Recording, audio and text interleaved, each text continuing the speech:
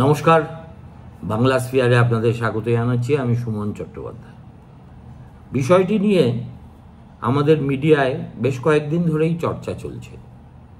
যেহেতু এ ব্যাপারে আমার তেমন সত্যি বলতে খুব একটা রুচি নেই, তাই আমি বিষয়টা সম্পর্কে মনোযোগী হইনি।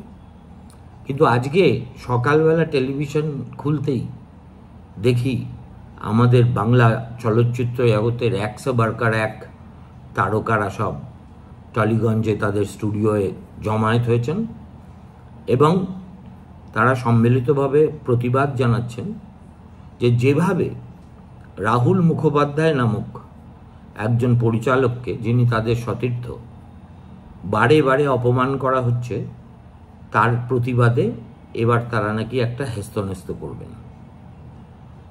রাজ চক্রবর্তী বললেন যে তিনি আশা করছেন আগামীকাল এবং পরশু দুদিন সময় দিচ্ছেন এবং আশা করছেন যে টেকনিশিয়ানদের চৈতন্যোদয় হবে, আর যদি না হয় তাহলে সোমবার থেকে একজন ডাইরেক্টরও ফ্লোরে যাবেন না। এমতাবস্থায় বিষয়টা জটিলতা দাঁড়িয়ে আছে। যদিও এই জটিলতা থাকবে বলে ব্যক্তিগতভাবে আমি মনে করি না। তার কারণ আজকে দিল্লি থেকে মমতা বন্দ্যোপাধ্যায় ফিরে এসেছেন, তার কানে নিশ্চয়ই এইসব কথা উঠবে। উঠলে তিনি হয়তো একটা প্রয়োজনীয় ব্যবস্থা নেবেন, কিন্তু মূল কথাটা সেটা নয়। মূল কথাটা হলো চলচ্চিত্রের সঙ্গে সম্পূর্ণ সম্পর্ক রহিত একজন মাফিয়ার হাতে যদি আমাদের টালিগঞ্জ ইন্ডাস্ট্রির ভালো মন্দ নির্ভর করে, তাহলে এই ধরনের পরিণতি কতকটা অনিবার্য। রাহুল মুখোপাধ্যায়ের অপরাধ, তিনি বাংলাদেশে গিয়ে কোনো একটি ওটিটি প্ল্যাটফর্মের অমীমাংসিত ছবি সেখানে শেষ করে এসেছিলেন এবং তিনি আমাদের এই টালিগঞ্জ থেকে, ওদের নাকি নিয়ম আছে 19 জন টেকনিশিয়ানকে সঙ্গে নিয়ে যেতে হবে। প্রথম কথা, এইরকম তালিবানি ফতোয়া দেওয়ার এই টেকনিশিয়ানরা কারা, আর কোন সাহসেই বা তারা এই ধরনের কথা বলেন এবং সেটা না মানলে সোজা তাকে বয়কট করার, তাকে অপদস্থ করার একটা উদ্যোগ নেন। দেখুন, আমি একজন এই স্বাধীন দেশের স্বাধীন নাগরিক। আমি কোথায় গিয়ে কি করব, ছবি তুলব কি তুলব না, কাজ করব কি করব না, সেটা নির্ভর করবে। আমি যদি বিদেশে গিয়েও আমার মতো করে কাজ করি, তাহলে আমার টেকনিশিয়ানদের কাছে কোনো দায়বদ্ধতা নেই। দায়বদ্ধতা আদৌ যদি কোথাও থেকে থাকে, তাহলে সেটা হচ্ছে ইনকাম ট্যাক্সের কাছে। অর্থাৎ আমি বিদেশে গিয়ে কাজ করে কোনো পারিশ্রমিক পেয়েছি কিনা এবং সেটা আমি যথাসময়ে ইনকাম ট্যাক্সের কাছে ডিক্লেয়ার করেছি কিনা। এর বাইরে কোনো দাদা, কোনো দিদি, কোনো কেউ খবরদারি করতে পারেন না। কিন্তু বাম জমানায় আমরা অন্য ধরনের একটা সংগঠিত মাফিয়া বৃত্তি দেখতাম, আর এই তৃণমূল জমানায় একজন বিশেষ তৃণমূল কংগ্রেসের খুব প্রভাবশালী মন্ত্রীর ভাইয়ের মাফিয়াগিরি ক্রমাগত দেখে চলছি। দেখতে দেখতে দেখতে দেখতে এমন একটা বিন্দুতে বিষয়টা এসে থেমেছে, যেখানে আমার মনে হয় যে এই যে ডিরেক্টর বলুন বা অভিনেতা অভিনেত্রী বলুন, এদের সঙ্গে সলিডারিটি দেখানোর সময় এসে গেছে। মূল কথাটা হচ্ছে যে টেকনিশিয়ানরা যদি ডিকটেট করে একটা ছবির পরিচালককে হবে বা হবে না। আজকে রাহুল মুখোপাধ্যায়ের একটা ছবির শুটিং হওয়ার কথা ছিল, সেই মতো তিনি পৌঁছে যান এবং গিয়ে দেখেন টেকনিশিয়ানরা কেউ আসেনি। স্বভাবতই ঘটনাটা সবার জানাজানি হতে এক এক করে সব দিকপাল দেখছিলাম, তারা সব পৌঁছচ্ছিলেন। দেব এলেন, রাজ চক্রবর্তী এলেন, প্রসেনজিৎ এলেন, সৃজিত এলেন, পরমব্রত এলেন, আর তারা সবাই রাহুলের পাশে দাঁড়ালেন। আমার কথা হচ্ছে যে দেখুন, তৃণমূল যেভাবে টালিগঞ্জের কলাকুশলীদের কাল্টিভেট করে এবং তাদের দলীয় স্বার্থে ব্যবহার করে, এবং বিনিময়ে তারা এই জমানায় যা পেয়েছেন তার তুলনা অতীতের কোনো জমানার সঙ্গে হতে পারে না।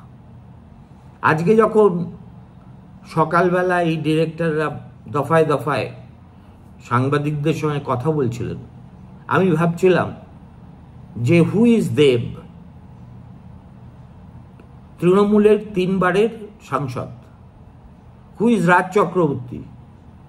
তিনিও তৃণমূলেরই একজন বিধায়ক। এখনো সংসদে জুন মালিয়া, রচনা ব্যানার্জি এরা এই সবে সাংসদ হয়ে, সায়নী ঘোষ এরা সংসদ আলো করতে গিয়েছেন। গতবারই একইভাবে আমরা দেখেছিলাম নুসরতকে, দেখেছিলাম মিমিকে, তার আগে মুনমুন সেনকে। এত শত্রুঘ্ন সিনহা, যিনি বাংলা সিনেমা কখনো করেননি, তাকেও কল্পেতে তৃণমূল এখানে ডেকে এনেছে এবং টিকিট দিয়েছে। তাহলে একটা দলের পেনিট্রেশন একটা প্রফেশনের মধ্যে এত ডিপ রুটেড হওয়া সত্ত্বেও কি করে এই ধরনের ঘটনা ঘটতে পারে? এই প্রশ্নের কোনো জবাব আমি খুঁজে পাইনি। কিন্তু এইটুকু আমি জানি যে এই যে আজকে যে মাফিয়ারা টালিগঞ্জের উপর ছড়ি ঘোরাচ্ছে, এদের খাল কেটে কুমিরের মতো সেখানে কর্তৃত্ব করার সুযোগ করে দিয়েছে এই আমাদেরই এ রাজ্যের খুব জনপ্রিয় 2-4টে প্রোডাকশন কোম্পানি। তারাই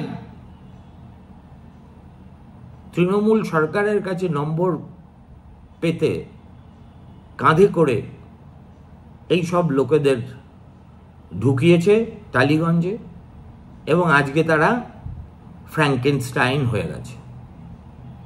কিন্তু আমার মূল কথা হচ্ছে তা নয়। মূল কথা হচ্ছে ডিরেক্টরের স্বাধীনতা বলে যে বস্তুটা আছে সেটা থাকবে কি থাকবে না।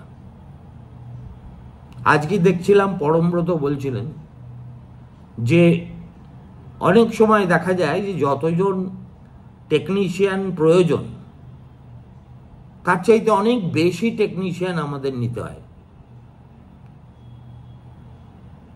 এটা ভূভারতে অন্য কোথাও হয় না, তাও আমরা এটা মেনে নিয়েছি।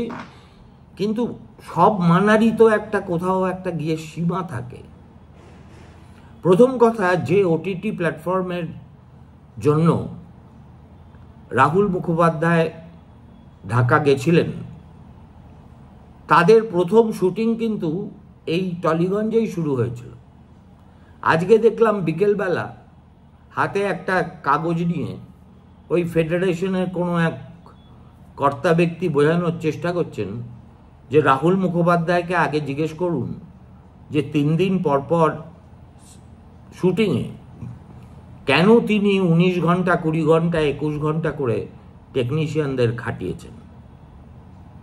আমার কথা হচ্ছে, যদি ইন্ডাস্ট্রির নিয়ম হয় 14 ঘন্টার বেশি খাটানো যাবে না, তার টেকনিশিয়ানরা কেন খাটতে গেলেন? তারা কেন 14 ঘন্টা উত্তীর্ণ হওয়ার সঙ্গে সঙ্গে বলে দিলেন না যে না, আমরা এর বাইরে কাজ করতে পারবো না? দেখুন, এই যে বাইরে থেকে এসে এখানে কাজ করছিলেন বাংলাদেশের প্রযোজক সংস্থা, যারা সে দেশে অত্যন্ত জনপ্রিয়, এবং আমি জানি বাংলাদেশের আনন্দবাজার বলে কথিত যে সংবাদপত্রটি আছে, এই ওটিটি প্ল্যাটফর্ম সেই সংবাদপত্রেরই একটা ব্রাঞ্চ, এবং এদের পপুলারিটি ইজ ফ্যাবুলাস। মানে আমাদের বাংলায় যেসব ওটিটি প্ল্যাটফর্ম আছে, হইচই টইচই, এরা যদি 10-এ 1 পায়, তাহলে ওই প্ল্যাটফর্ম 10-এ 10.5 পেয়ে অলরেডি বসে আছে। কিন্তু আমাদের অতিথি বাৎসল্য এতই বেশি যে সেই বিদেশিরা যখন এখানে এসে আমাদের স্টুডিওয়ে আমাদের কলাকুশলীদের নিয়ে, টেকনিশিয়ানদের নিয়ে কাজ করতে চাইল, তখন তাদের কাছ থেকে 4 গুণ বেশি মজুরি হাঁকা হলো। কই ফেডারেশনের লোকেরা তো এই কথাটা একবারও কবুল করছেন না। তারা তো বলছেন না যে কত টাকা পেয়েছেন বলেই 14 ঘন্টার বেশি কাজ করেছেন তাদের সতীর্থরা। শেষ পর্যন্ত পরিস্থিতি এমন দাঁড়ায় যে ওই প্রযোজক সংস্থার পক্ষে আর এখানে শুটিং কন্টিনিউ করা সম্ভবই হয়নি। ওই ছবিটির পরিচালক ছিলেন রাহুল মুখোপাধ্যায়। এরপরে তারা রাহুলকে ঢাকায় ডেকে পাঠান এবং ডেকে পাঠিয়ে তাকে অনুরোধ করেন তিনি যদি বাংলাদেশের টেকনিশিয়ানদের নিয়ে ছবিটা কাজ শেষ করেন।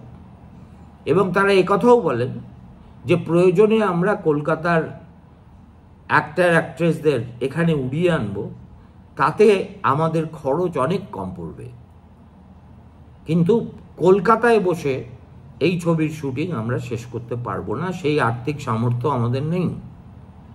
রাহুল এখানে একটা কাঁচা কাজ করেছে বটে, সে প্রথমে নাকি বলে ফেলেছিল যে না আমি কোনো শুটিং টুটিং করিনি, আমি বেড়াতে গিয়েছিলাম। পরবর্তীকালে কেন যে এই মিথ্যে কথাটা বলার প্রয়োজন ছিল আমি জানি না, কিন্তু যেটা সত্য সেটা তো আজ নয় কাল বেআব্রু হয়ে যাবেই। রাহুলের সেটা বোঝা উচিত ছিল। তা সত্ত্বেও তিনি বলেছিলেন যে না তিনি শুটিং করেননি। আর এই একটি ফাঁক দিয়েই এই ফেডারেশন গলে গিয়েছে। ফেডারেশন তাকে ব্যান করে দিয়েছে এবং বলেছে যে না, তিনি টালিগঞ্জের ফ্লোরে কোনো শুটিং করতে পারবেন না, এবং যদি তিনি করতে আসেন তাহলে তাকে সার্বিকভাবে বয়কট করা হবে। এখন এই যে ফেডারেশন বস্তুটা কি? ফেডারেশন হলো এসেনশিয়ালি টালিগঞ্জ এমনিতেই বলহরি হরিবলের কেস, যে কোনো দিন এমনিতেই তালা পড়ে যাবে। এই ইন্ডাস্ট্রিতে গুচ্ছের গিল্ড আছে, মেকআপ ম্যানের গিল্ড, ক্যামেরাম্যানের গিল্ড, লাইটম্যানের গিল্ড, গাড়ি চালানোর গিল্ড, বাথরুম পরিষ্কার করার গিল্ড, কেমন জমাদার গিল্ড, এরা সবাই এসেনশিয়ালি হচ্ছে ফেডারেশনের অন্তর্ভুক্ত। তার মানে ফেডারেশন হচ্ছে একটা আমব্রেলা অর্গানাইজেশন যার তলায় এই গিল্ডগুলো আছে, এবং সেই গিল্ডগুলো ডিসাইড করে যে কি হবে না হবে, অবশ্যই ফেডারেশনের মাথাদের সঙ্গে পরামর্শ করি।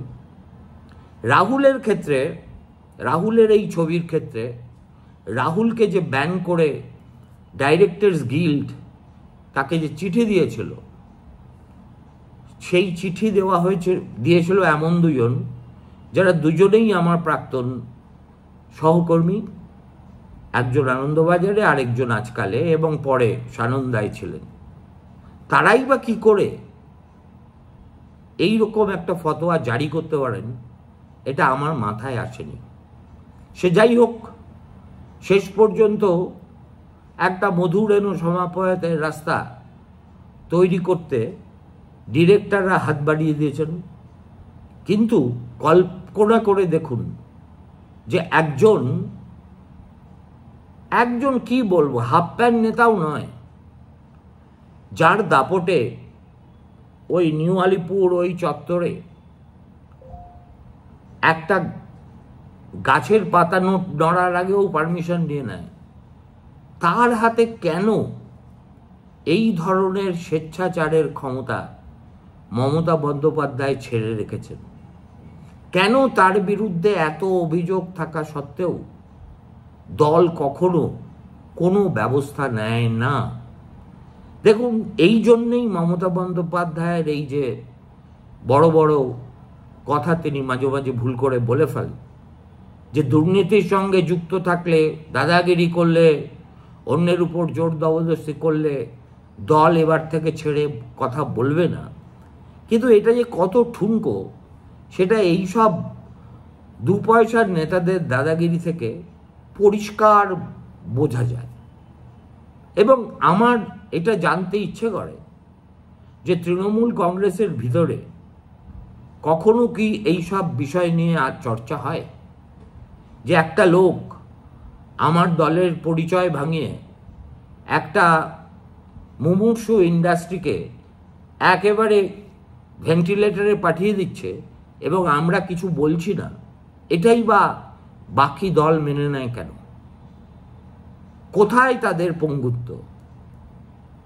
কেনই বা অভিষেক বন্দ্যোপাধ্যায়, যিনি সব ব্যাপারে ইদানিং কর্তৃত্ব ফলান, তিনিই বা কেন এইসব ব্যাপারে মনোযোগী হয়ে হস্তক্ষেপ করে সমস্যা সমাধানের চেষ্টা করেন না? এরা যে ধরনের জঙ্গিয়ানা দেখাচ্ছেন টেকনিশিয়ানরা, এটা একদা আমরা সিআইটিউর মিলিট্যান্ট যে ফেস ছিল সেটা দেখেছি। তারা ডটেড লাইনে যেখানে সই করতে বলবেন ডিরেক্টরকে, অ্যাক্টরদের, সেখানে সই করে কাজ করতে হবে। এ তো দাসখত দিয়ে কাজ করার মতো। Film is a creative art, এবং এই ক্রিয়েটিভ আর্টের সঙ্গে যারা জড়িত থাকে, অর্থাৎ পরিচালক বলুন, অভিনেতা বলুন, অভিনেত্রী বলুন, এরা প্রত্যেকেই এসেনশিয়ালি এই ক্রিয়েশনটা তৈরি করাই তাদের জীবনে একমাত্র সাধনা, এবং এটা দর্শকদের মনোরঞ্জন করার জন্য যে যেভাবে পারেন সেভাবে তার সেরাটা দিয়ে দেন। এমনিতেই তো সত্যি কথা বলতে কি, বাংলা ছায়াছবি কে দেখে কে না দেখে আমি ঠিক বলতে পারবো না। আমি দেখি না, এটা আমি বলতে পারি। তার কারণ যেসব ছবি বেরোয় সেগুলো পাতে দেখা দেওয়ার মতো হয় বলে আমি বিশ্বাস করি না। কিন্তু সেটা আমার নিজের ব্যক্তিগত অভিমত। আমি যতদূর শুনেছি, ছবি তো হলে রিলিজ করে পয়সা ওঠে না, কেননা মানুষ যায় না। সুতরাং পয়সা ওঠে স্যাটেলাইট রাইট বিক্রি করে। স্যাটেলাইট রাইট কারা কেনে এইসব বিনোদনের চ্যানেলগুলি। এবং আপনাদের আমি খুব দায়িত্ব নিয়ে বলতে পারি, এই বিনোদনের চ্যানেলগুলির আয়ু বড় জোর আর 5 বছর। তার ইতিমধ্যেই এই ওটিটি প্ল্যাটফর্ম এসে, অ্যাপ এসে এই চ্যানেলগুলির বারবারন্ত বন্ধ করে দিয়েছে। যত দিন যাবে তত সেই বারবারন্তটা একেবারে সর্বগ্রাসী হয়ে উঠবে, এবং বাংলায় ছবি করে তার স্যাটেলাইট রাইট কেনার খদ্দেরও খুঁজে পাওয়া যাবে না। অতএব এমন একটা সময়ে আসা একেবারেই অসম্ভব নয়, যখন দেখা যাবে ওটিটি প্ল্যাটফর্ম ছাড়া আর কোনো কিছুই বাঁচল না। কিন্তু আমাদের মতো এমন আত্মঘাতী জাতি, যারা যে গাছে আমরা বসে থাকি সেই গাছেই আমরা কুঠারাঘাত করি, এবং পড়ে যাওয়ার পরে গায়ে বেদনা অনুভব করি না, এটা এই নচ্ছার বৃত্তি ইমিডিয়েটলি বন্ধ হওয়া প্রয়োজন। প্রসেনজিৎ, সৃজিত, পরমব্রত, এদের সঙ্গে আমার ব্যক্তিগত পরিচয় আছে, যথেষ্ট সৌহার্দ্য আছে। আপনাদের মাধ্যমে, আমার এই ছোট্ট ভিডিওর মাধ্যমে তাদেরকে আমার অনুরোধ, খবরদার তোমরা এই ক্রমান্বয়ে ব্ল্যাকমেইলের কাছে নতি স্বীকার করো না। ডাইরেক্টর ছাড়া ফিল্ম হবে না তো। অভিনেতা অভিনেত্রী হিরো হিরোইন ছাড়া ফিল্ম হবে না। সুতরাং যার যেটা কাজ নয়, 12 হাত কাপড়ের 13 হাত বিচি নিয়ে ঘর করছো, এটাই যথেষ্ট যন্ত্রণার। কিন্তু তাই বলে একটা ছেলেকে আলাদা করে চিহ্নিত করে তার উপরে তালিবানি ফতোয়া জারি করে ফেডারেশনের নামে ঐক্য দেখানো হবে, আর বাকি বাংলা চুপ করে বসে আঙুল চুষবে, এটা হতে পারে না। সুতরাং তোমরা এই লড়াই ছেড়ো না। যতদিন পর্যন্ত না এই মাফিয়া রাজ থেকে তোমাদের শিল্পকে মুক্ত করতে পারছো, ততদিন ধরে নাও এটা তোমাদের কাছে একটা ধর্মযুদ্ধের মতো ব্যাপার। ভালো থাকবেন, নমস্কার।